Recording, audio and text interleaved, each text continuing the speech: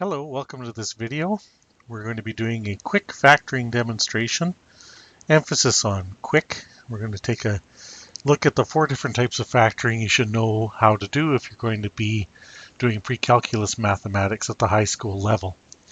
The assumption is that you've already gone through Pre-Cal 20S, or at some point in your math career you've done these kinds of factoring. This is intended not as a lesson on factoring, but just as a very quick review or refresher.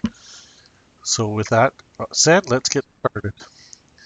The first type of factoring, I'm just going to turn my volume down. The first type of factoring that you need to be able to do is common factoring.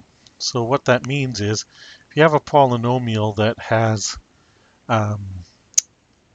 let's just make one up here, that has 2 or more terms, and in those terms you have some common factors.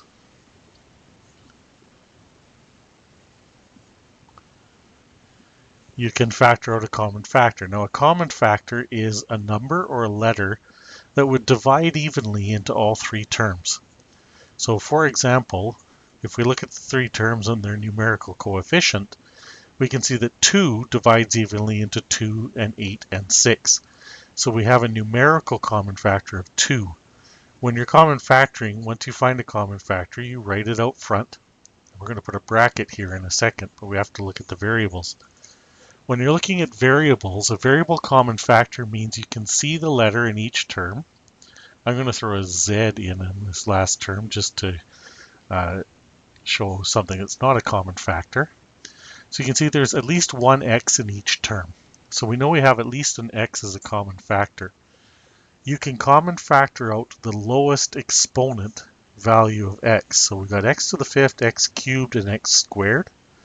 X squared is the lowest one, which means it divides evenly into X squared, X cubed, and X to the 5th. So I'm going to put X squared as one of my variable common factors.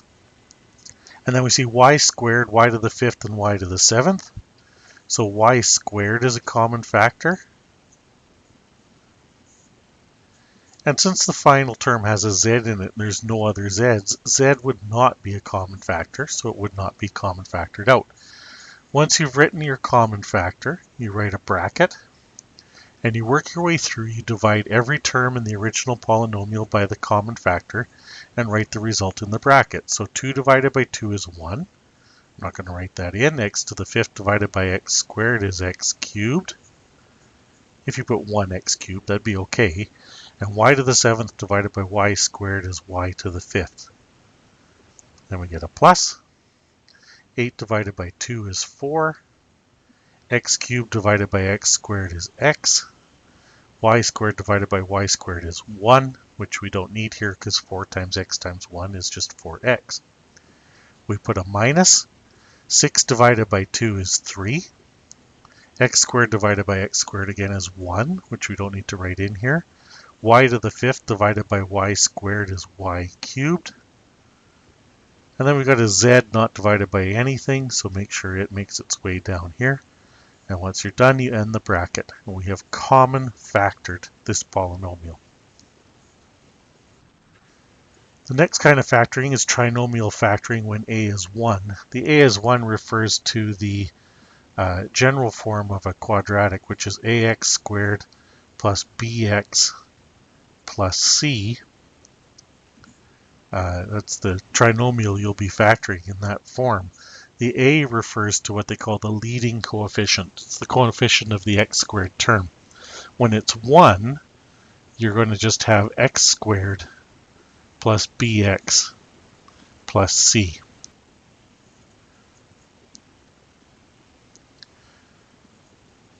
Okay, let's look at examples. Let's do X squared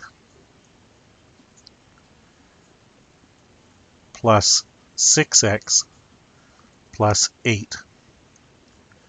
In order to factor this trinomial, you should always look to see if you can common factor first. We cannot common factor first in this example. There are no numerical or variable common factors. So we head to trinomial factoring. And again, if you've seen this before, which I hope you have, you remember we put 2 sets of brackets. We're going to fill with 2 binomials. that multiply together and distribute together to make this trinomial. So in the front part, we need to put x times x, which is going to give me the x squared term in the front. And in the back, I need to put something times something to make 8. Now I have a couple choices. I have 8 times 1, or I have 4 times 2. So the question becomes, do I put 8 and 1 or 4 and 2? And how you figure that out is by looking at the middle term. I need to put two numbers that can somehow be combined to make 6. So 8 and 1, no matter if I'm adding or subtracting, there's no way I can make 6. I can make 9 or 7. So I can't use that set. 4 plus 2 is 6. That means we're going to use the 4 and the 2. The sign on the 8 tells me that when these are multiplied together, they must have the same sign since they made positive 8. Either both positives or both negatives. And since I need to make positive 6, they both need to be positive. We'll do another quick example here. We'll do x squared. Let's go minus 3x minus 10. So again, I'm going to put two sets of brackets. I'm going to put an x and an x in the front. In the back, I need to put 10 and 1 or 5 and 2. There's no way I can combine 10 and 1 to make 3, this middle term. So it's got to be 5 and 2. And now we have to be careful of the signs. So when you look, the 10 is negative, which means when I multiply 5 times 2 to get a negative, one of them has to be positive. One of the 5 and 2 has to be positive, and one has to be negative. And I want to make a negative 3. So since we end up in the negatives, I want to make the 5 negative and the 2 positive. I'm just going to double check. Negative 5 plus 2 is indeed negative 3. And there we go. That's trinomial factoring, where your a value, your front value, is 1. It's quite a bit more difficult when you're dealing with trinomial factoring where the a value is not 1. There are several methods to factoring trinomials of this type. I'm going to show you one method, the method I use with my classes. Your teacher may have showed you a different method. A textbook might show you even another method. So I'm just going to show you one method that works. So let's factor the trinomial 6x squared plus 11x minus 10. Again, a is not 1. The leading coefficient is not 1, and that's what's going to lead me into my multi-step process here. The way I do this, and the way most teachers teach this, is you want to look for two numbers to split up this middle term. You want to break it up into something like plus 10x plus 1x, or some sort of combination of numbers that's the same as the middle term. The two numbers I'm going to choose to split that up, though, they have to follow some rules. I need to find two numbers that follow two rules. They need to multiply to make a times c. So 6 times negative 10 is negative 60. So I need to pick two numbers that multiply to make negative 60. And then they have to combine. And remember, combine means to add or subtract. They have to combine to make the middle term. I'll put make b. Okay, so they have to make positive 11. So let's look at some of the pairs of numbers that when I multiply make 60. There's 60 and 1. Okay. 60 times 1 certainly could make 60. Don't worry about the sign quite yet. We'll worry about the sign in a second. There's no way I can combine 60 and 1 to make 11, though. I can make 61 or 59. So this is out. Right? Let's jump down a bit to 20 and 3. Let's try that. Okay, there's also 30 and 2, but that's not going to work. 20 and 3 is getting closer. I can make 23 or 17 when I add and subtract. So I'm getting closer to 11, but I'm not quite there yet. How about 15 and 4? 15 times 4 is 60, and they can be combined to make 11. 15 minus 4 is 11. That doesn't mean this is the two numbers for sure. You have to check the signs. So let's take a look at 15 and 4 and see if we can make sure the signs work. To make negative 60 when they're multiplied, one of these is going to have to be positive and one's going to have to be negative. And I have to make a positive 11, so that means the bigger one of them better be the same sign, as the 11. That means the 15 should be positive and the 4 should be negative. Now let's just double check and make sure. 15 times negative 4 is negative 60, and 15 minus 4 is 11. Okay, so these two numbers are the numbers we want. They work out. So what do we do with them? We go back to our original question, and I'm going to split up the middle term using those numbers. Now here's a little hint. If one number is positive and one number is negative, use the negative number first. So I'm going to put minus 4x and then plus 15x minus 10.